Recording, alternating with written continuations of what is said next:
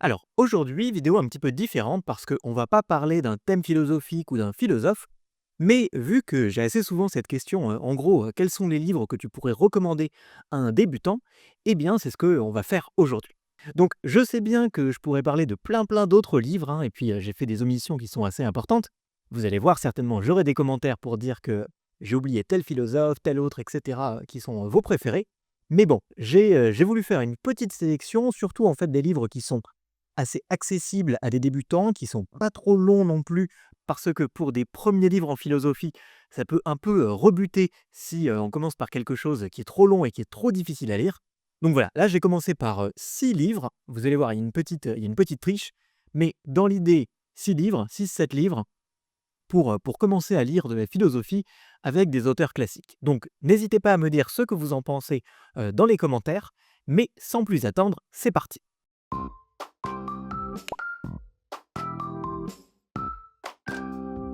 Alors, pour commencer vraiment par la base, je vais commencer par La République de Platon. D'ailleurs, l'ordre des livres est chronologique, hein, mais c'est pas, vous n'êtes pas obligé de les commencer dans cet ordre-là. Mais c'est pas non plus une mauvaise idée parce qu'il y a beaucoup d'auteurs en philosophie qui se réfèrent à d'autres auteurs qui les ont précédés.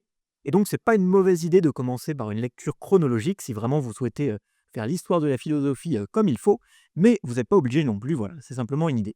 Donc, le premier auteur, c'est Platon, La République. Euh, Platon, c'est vraiment un auteur essentiel en philosophie, hein. Whitehead, c'est une citation que je cite souvent. C'est un auteur du XXe siècle, et il dit donc que toute l'histoire de la philosophie, ce n'est qu'une série de notes en bas de page de Platon. Donc vraiment, ça veut dire que Platon, c'est très important. C'est un auteur qui a été extrêmement influent dans toute l'histoire de la philosophie. Et La République, on peut considérer que c'est son livre le plus important, le plus influent. C'est une lecture qui est un petit peu longue, ça fait partie des livres là qui sont les plus longs parmi ceux que je vais vous proposer, mais ça se lit plutôt bien parce que Platon il écrit sous la forme de dialogues. Donc ce sont des dialogues entre plusieurs personnes dans la Grèce antique, avec notamment son maître, hein, Socrate. Donc c'est vraiment une lecture que je recommande parce que c'est à la fois accessible et extrêmement influent et ça permet de comprendre bien des choses en fait dans l'histoire de la philosophie occidentale. Bon, comme son nom l'indique, c'est principalement un livre sur l'organisation de la cité idéale, mais au sein de ce thème, eh bien, il aborde aussi plein d'autres choses, avec notamment quelque chose qui est très connu en philosophie, qui est le mythe de la caverne. Donc voilà, j'en dis pas plus, mais en tout cas, je recommande vivement, comme première lecture même, La République de Platon. Ensuite, deuxième lecture, son disciple Aristote, et donc l'Éthique à Nicomaque. L'Éthique à Nicomaque, comme son nom l'indique, c'est un livre qui porte sur l'éthique, la morale. En gros, l'idée, c'est de savoir comment devenir un homme vertueux et ce qui fait la vertu. Alors, l'éthique à Nicomaque, c'est assez différent de ce que l'on entend habituellement par l'éthique, puisque, bon, je ferai une vidéo à ce sujet, mais il y a en quelque sorte deux grands modes d'éthique de morale, c'est l'éthique de la vertu et puis la morale de l'obligation, la déontologie. Donc, dans l'Antiquité, et justement, on va le voir avec la prochaine recommandation, dans l'Antiquité, il s'intéresse davantage finalement au type de personne que l'on doit être, plutôt que ce qui distingue réellement le bien du mal, comme on le fait un petit peu plus habituellement aujourd'hui lorsque l'on s'intéresse à des questions d'éthique et de morale. Mais voilà, Aristote, l'éthique à Nicomaque, je recommande vivement. Je vous recommande ce livre plutôt que de commencer par les autres œuvres d'Aristote. Par exemple, la métaphysique. La métaphysique, c'est un livre que je recommanderai dans une autre vidéo. Mais la métaphysique, c'est un petit peu plus ardu quand même. Et donc, si vous souhaitez commencer à lire Aristote, je vous recommande de commencer davantage par l'éthique à Nicomaque plutôt que par d'autres œuvres.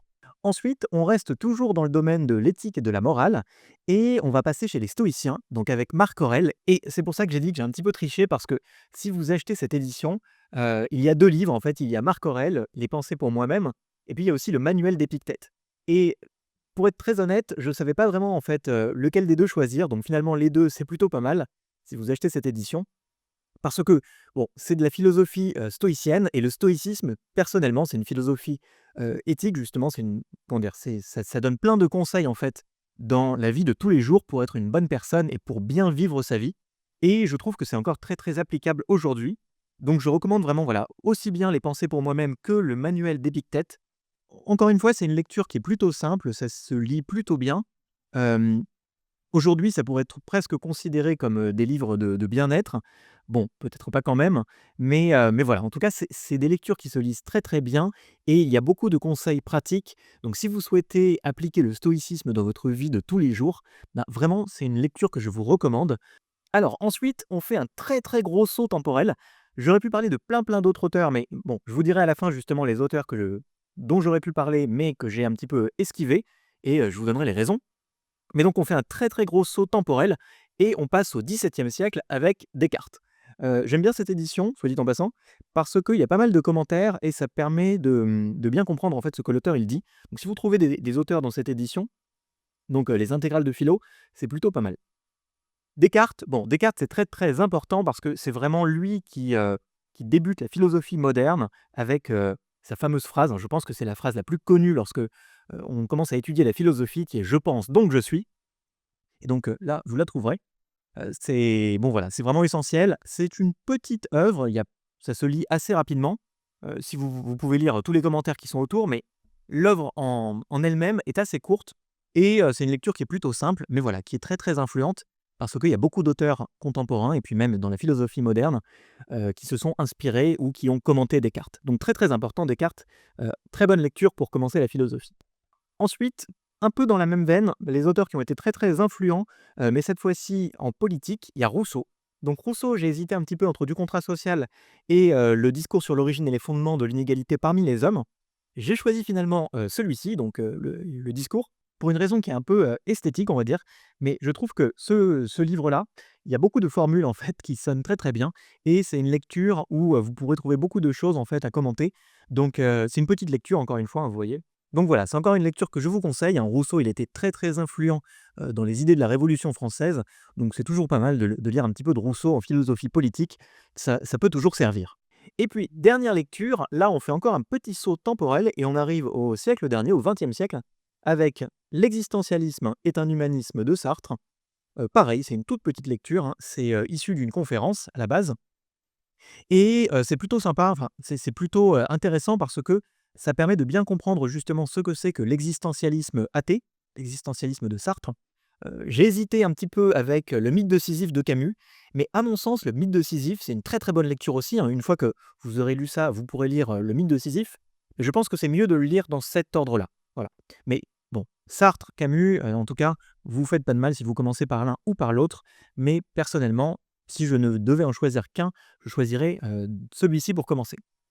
Parce que Camus, le dernier chapitre est très, très intéressant, le mythe de Sisyphe, mais les chapitres précédents demandent, à mon sens, un petit peu plus de connaissances en histoire de la philosophie, alors que celui-ci, vous pouvez vraiment le commencer, directement et vous comprendrez plein de choses concernant l'existentialisme. Donc voilà, j'en ai, terminé avec cette petite liste, juste pour expliquer un petit peu les lectures que je n'ai pas choisies, parce que vous allez vous dire: «OK, pourquoi il n'a pas parlé de Kant?» et cetera.